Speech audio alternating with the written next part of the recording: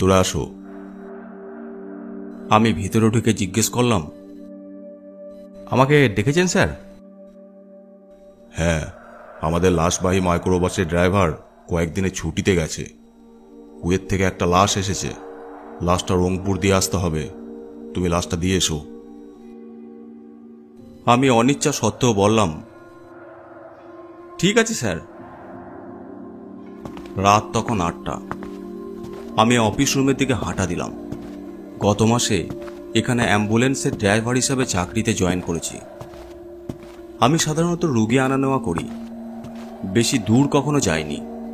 কিন্তু আজ রাতে এই প্রথম লাশ নিয়ে এত দূরে যেতে হবে। ইচ্ছে করছে না একদমই, তবুও স্যারের অর্ডার তো মানতেই হবে। যাই হোক, অফিসে এসে কিছু খাবার, পানি আর ফ্লাক্সে করে চা নিয়ে নিলাম। তারপর লাশ ঘরের দিকে গাড়ি নিয়ে রওনা দিলাম। ওখানে পৌঁছে যে দুজন দায়িত্বে ছিল তাদেরকে বললাম, বেশি দেরি করিস না, তাড়াতাড়ি লাশটাকে গাড়িতে তুলে দে। দুজন কর্মী মর্গের ফ্রিজ থেকে লাশটাকে বের করলো। তারপর প্লাস্টিকের শক্ত ব্যাগে ঢুকিয়ে বেঁধে গাড়ির পিছনে তুলে দিল। আমি আল্লাহর নাম নিয়ে রওনা দিলাম রংপুরের উদ্দেশ্যে। আস্তে আস্তে শহরের কোলাহল, গাড়ির জ্যাম কমে আসলো।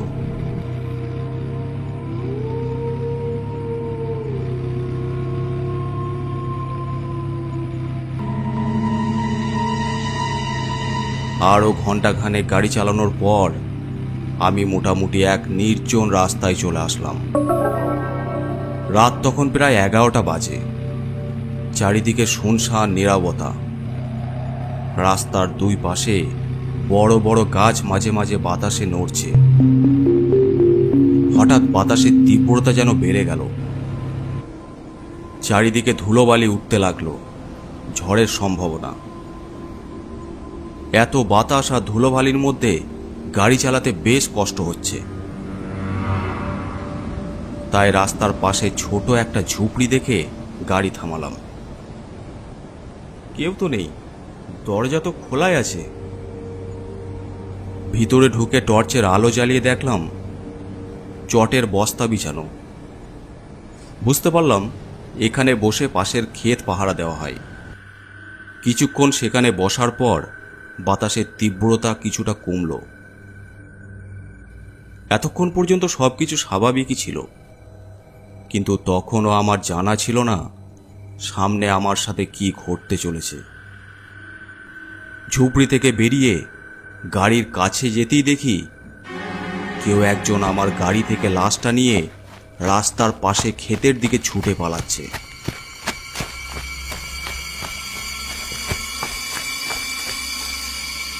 আরে আরে, কি হচ্ছে এটা? দাঁড়াও বলছি, দাঁড়াও। আমি আর 7-5 না ভেবে পিছনে দৌড়ানো শুরু করলাম। আশ্চর্য মানুষ তো, দাঁড়াও বলছি। লাশটাকে কাঁধে করে লোকটা সামনে ভুট্টা ক্ষেতের ভিতর ঢুকে গেল। ঘন ভুট্টা খেতে লোকটার পিছনে আমিও ঢুকে গেলাম, কিন্তু লোকটাকে আর দেখতে পেলাম না। আমি স্থিরভাবে দাঁড়িয়ে রইলাম। বুঝতে পারছি না লোকটা লাশ নিয়ে কেন দৌড়াচ্ছে। লাশ চুরি করে কি করবে? তাছাড়া গাড়ির দরজা তো লক করা ছিল।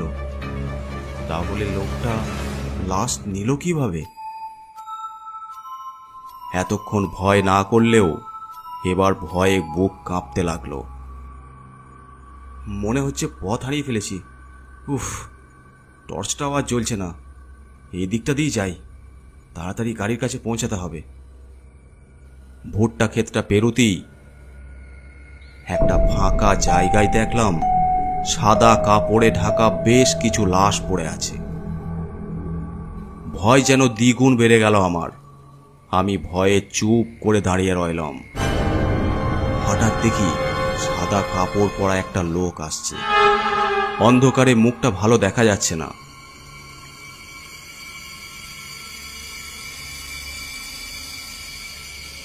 লোকটা হেঁটে এসে একটা লাশের পাশে বসলো। তারপর কাফনের কাপড়টা ছিঁড়ে লাশটা বের করলো। তারপর যা দেখলাম তাতে আমার দম বন্ধ হবার উপক্রম হলো। সে লাশটাকে ছিঁড়ে খুঁড়ে খেতে লাগলো। কি ভয়ঙ্কর সেই দৃশ্য, কি ভয়ঙ্কর! উফ!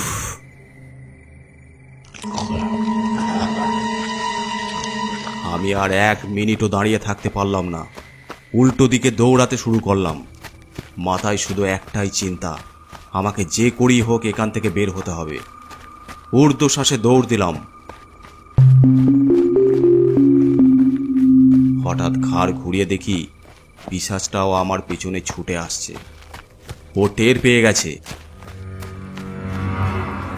ভাগ্যক্রমে ভুট্টা ক্ষেত থেকে বের হতে পারলাম অবশেষে। ওখান থেকে বের হতেই টর্চের আলোটা আবার জ্বলতে শুরু করলো। যা হোক করে গাড়িটা খুঁজে বের করতে হবে, মনে হচ্ছে পথ হারিয়ে ফেলেছি। ঘুটঘুটে অন্ধকার আর টর্চের সামান্য আলোতে শুধু সামনের দিকে এগিয়ে যাচ্ছি। হঠাৎ দেখি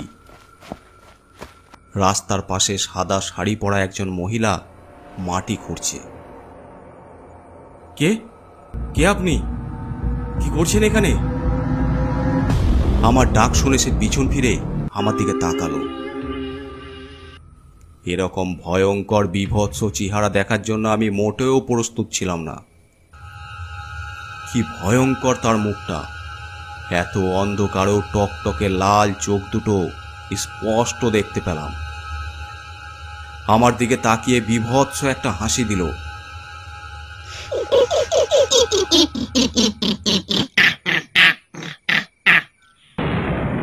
ভয়ে অজ্ঞান হয়ে যাব মনে হচ্ছে। কি যে হচ্ছে এসব আমার সাথে! কোনো রকমে উল্টো দিকে ঘুরে ক্ষেতের মাঝখান দিয়ে ছুটলাম। একবারের জন্য পিছন ফিরে দেখার কথা ভাবছিলাম না। তবে এত রাতে কোথায় যাব সেটাই বুঝে উঠতে পারছি না। এদিকে টর্চও হাত থেকে পড়ে হারিয়ে গেছে। ঊর্ধ্বশ্বাসে ক্ষেতের মাঝখান দিয়ে ছুটছি। পিছনে এক ভয়ঙ্কর অশরীরীর মৃত্যু ফাঁদ। মনে শুধু একটাই চিন্তা, আমি কি দৌড়ে বাঁচতে পারবো এই মানুষ খেকো অশরীরের হাত থেকে? কোন দিকে দৌড়াচ্ছি বুঝতে পারছি না। দৌড় থামালাম একটা কুঁড়ে ঘর দেখে। মিটমিট করে আলো জ্বলছে ঘরে। দৌড় থামিয়ে দরজার সামনে দাঁড়িয়ে হাঁপাতে লাগলাম। ভেতর থেকে একজন মাঝবয়সী মহিলা বের হয়ে আসলো। আমি খুব বিপদে পড়েছি, আমাকে দয়া করে সাহায্য করুন। মহিলা বিড়বিড় করে কিছু বলল, তবে আমি ঠিক বুঝতে পারলাম না। আমাকে এই বিপদে দয়া করে সাহায্য করুন, আমি এখানকার পথঘাট কিছুই চিনি না। মহিলা আবার বিড়বিড় করে কিছু বলল। কিছু বললেন? আসো, ঘরের ভেতরে আসো। ধন্যবাদ। আমি ঘরে ঢুকতেই সে আমাকে এক টুকরো কাপড় দিয়ে বলল, শরীর মুছে নাও, পাশের রুমে বিছানা আছে, শুয়ে পড়ো। খাওয়ার কোনো ব্যবস্থা নেই। ঠিক আছে, হ্যাঁ, আমার খাবার লাগবে না, আশ্রয় পেয়েছি এটাই অনেক। তারপর পাশের রুমে চলে আসলাম। মহিলাটাকে ভীষণ অদ্ভুত লাগছে, কথাবার্তাও কেমন রহস্যময়। তবে আজ রাতে আশ্রয় পেয়েছি এটাই অনেক।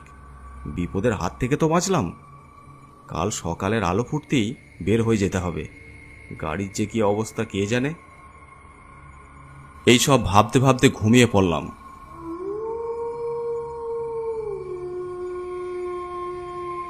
হঠাৎ ঘুমের মধ্যে মনে হলো কেউ একজন যেন আমার পাশে এসে দাঁড়ালো, আমার চুলে হাত বুলিয়ে দিল। ভীষণ কুচকুচে কালো একটা হাত। আমার কপালে বিন্দু বিন্দু ঘাম জমতে শুরু করে দিয়েছে। অশরীরীর উপস্থিতি টের পাচ্ছি। কেমন একটা জমাট বাঁধা রক্তের বিদকুটে গন্ধ নাকে আসছে। চোখ খুলে দেখি কেউ নেই আমার পাশে। উঠে বসলাম। আশ্চর্য, কেউ তো এসেছিল এই ঘরে। এক পাশে হেরিকেল জ্বলছে, তার আলোতে দেখি দরজা দিয়ে ঘরের ভিতর রক্ত ঢুকছে। রক্ত? রক্ত কোথা থেকে আসছে? আমি বিছানা থেকে নেমে দরজার কাছে গিয়ে বোঝার চেষ্টা করলাম রক্ত কোথা থেকে আসছে। হঠাৎ তখনই মনে হলো কেউ যেন আমার পিছনে দাঁড়িয়ে, তার ভারী নিঃশ্বাস স্পষ্ট শুনতে পাচ্ছি। ঘাড় ঘুরিয়ে তাকাতেই ভয়ে শিউরে উঠি। দেখি সেই মানুষ খেকো মহিলাটি তার বিভৎস চেহারাটি নিয়ে দাঁড়িয়ে আছে। কে?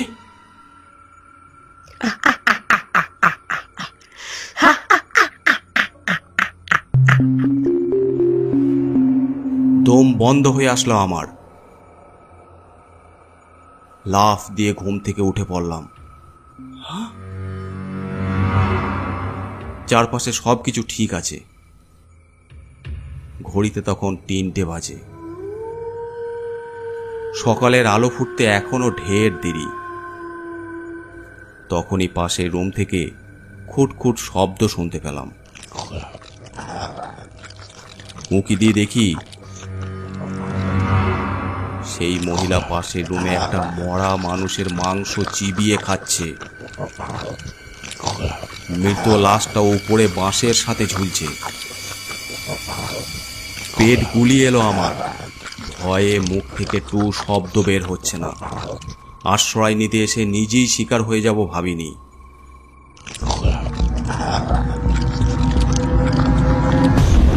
নিঃশব্দে হেঁটে ঘরের বাইরে বেরিয়ে এলাম।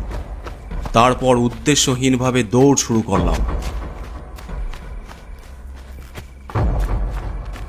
কোথায় যাচ্ছিস? দাঁড়া বলছি, দাঁড়া।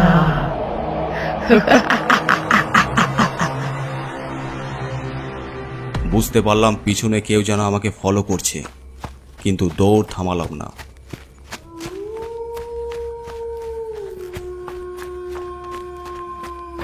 ভাগ্য ভালো ছিল আমার।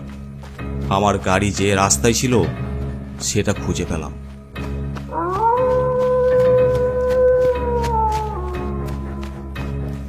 গাড়ির কাছে এসে হাঁপ ছাড়লাম। আশেপাশে তাকিয়ে পিশাচটাকে আর দেখতে পেলাম না। বড় নিঃশ্বাস ছেড়ে সিদ্ধান্ত নিলাম রংপুর আজ যাব না। কোনো রকমে ফিরে যেতে পারলে বেঁচে যায় এখন। গাড়িতে ঢুকে পিছনে তাকিয়ে আমার চোখ যেন কপালে উঠে গেল।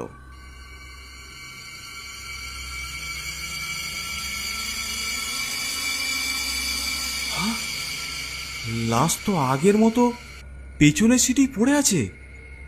তাহলে এতক্ষণ লাশটা এখানে কি করে আসলো বুঝতে পারলাম না।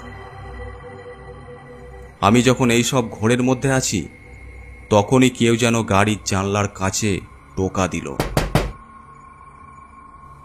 এই সময় একজন মানুষ দেখে মন থেকে কিছুটা ভয় দূর হলো। কাঁচটা নামিয়ে জিজ্ঞেস করলাম, কি হয়েছে ভাই?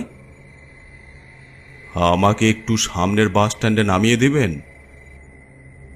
ঠিক আছে, উঠে আসুন। গাড়িতে উঠে বসলো লোকটা। আমি গাড়ি স্টার্ট দিয়ে জিজ্ঞেস করলাম, কোথায় যাবেন আপনি? রংপুর। সামনের বাস স্ট্যান্ডে নামিয়ে দিলেই বাসে করে যেতে পারবো। আসলে এই জায়গাটা ভালো না, ঝড় হচ্ছে মাঝে মাঝে, বৃষ্টিও হতে পারে, তাই উপায় না পেয়ে আপনার কাছে সাহায্য চাইলাম। সমস্যা নেই, আপনি চাইলে আমার সাথে রংপুর পর্যন্ত যেতে পারেন, আমি সেখানেই যাব। রংপুরের কোথায় যাবেন? আমি পকেট থেকে ঠিকানাটা বের করে বললাম, এই ঠিকানায় একটা লাশ পৌঁছে দিতে হবে। লাশের পাশে ভয় পান না আপনি? এতক্ষণ স্বাভাবিক হওয়ার চেষ্টা করছিলাম, কিন্তু লোকটার প্রশ্ন শুনে আর নিজের ভয় লুকিয়ে রাখতে পারলাম না। এতক্ষণ ঘটে যাওয়া সব ঘটনা তাকে খুলে বললাম। লোকটা সব শুনে বলল, বড় বাঁচা বেঁচে গেছেন। এই এলাকায় ওই পিশাচের হাত থেকে সহজে কেউ বাঁচে না, এই জন্যই এই এলাকায় মানুষ তেমন থাকে না। আমি তো ফিরে যেতে চেয়েছিলাম, কিন্তু আপনি আসার পর সাহস পেলাম, তাই যাচ্ছি। সমস্যা নেই, আমার বাড়িও এই ঠিকানার কাছেই, আমি আপনাকে সেখানে পৌঁছে দেব। মনে মনে খুশি হলাম লোকটার কথা শুনে। আমরা যখন গন্তব্যে পৌঁছালাম তখন ফজরের আজান হচ্ছে। ওই যে ওই বাড়িটা দেখছেন, ওখানে লাশটা দিয়ে আসুন। আপনার বাড়ি কোথায়? আমার বাড়ি ওই দিকে, আমি যাই। আমি লোকটাকে ধন্যবাদ দিয়ে বিদায় জানালাম। লোকটা চলে যেতেই আমি লাশ নিয়ে ওই বাড়িতে ঢুকলাম। 2-3 জন মহিলা পুরুষ কাঁদতে কাঁদতে লাশের কাছে আসলো। আমি কাগজে তাদের স্বাক্ষর নিলাম যে তারা লাশ ঠিকমতো বুঝতে পেরেছে। ফিরে আসার আগে লাশটার মুখ একবার দেখে আসার ইচ্ছা হলো। মুখের কাপড় সরাতেই যা দেখলাম তাতে আমি রীতিমতো স্তব্ধ হয়ে গেলাম।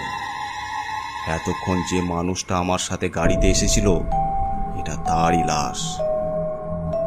আমি কি বলবো কি করব বুঝতে না পেরে শুধু ফ্যাল ফ্যাল করে লাশের দিকে তাকিয়ে থাকলাম। জনপ্রিয় ভৌতিক লেখক দুর্জয় শাকিলের এবারে ঢাকা বইমেলায় 2টি নতুন বই প্রকাশিত হয়েছে। রহস্যঘেরা ভৌতিক বই বিড়াল কন্যা ও জিনের ভয়ঙ্কর সব গল্প নিয়ে লেখা অভিশপ্ত মুনাকবার। বই দুটো পাওয়া যাবে ঢাকা বইমেলার কলি প্রকাশনীর 489, 490, 491, 492 নম্বর স্টলে। স্টলটি সোহরাওয়ার্দী উদ্যান মেলা প্রাঙ্গণের লেকের পাড়ের পাশেই রয়েছে। বই কেনার ক্ষেত্রে কিং অফ হরর বাংলা সাবস্ক্রাইবদের জন্য রয়েছে 5% অতিরিক্ত ডিসকাউন্ট। তাহলে দেরি কেন, তাড়াতাড়ি যান আর বইগুলো সংগ্রহ করে নিন।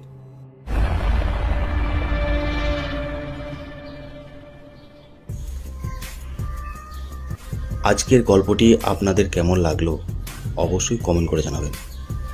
আর যদি ভালো লেগে থাকে অবশ্যই চ্যানেলটি সাবস্ক্রাইব করে দেবেন।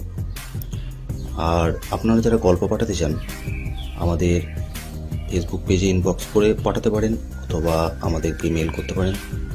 এছাড়াও আমাদের ইনস্টাগ্রাম আইডি আছে, আপনারা ফলো করে নিতে পারেন। সব কিছুর লিঙ্ক ডিসক্রিপশন বক্সে দেওয়া আছে।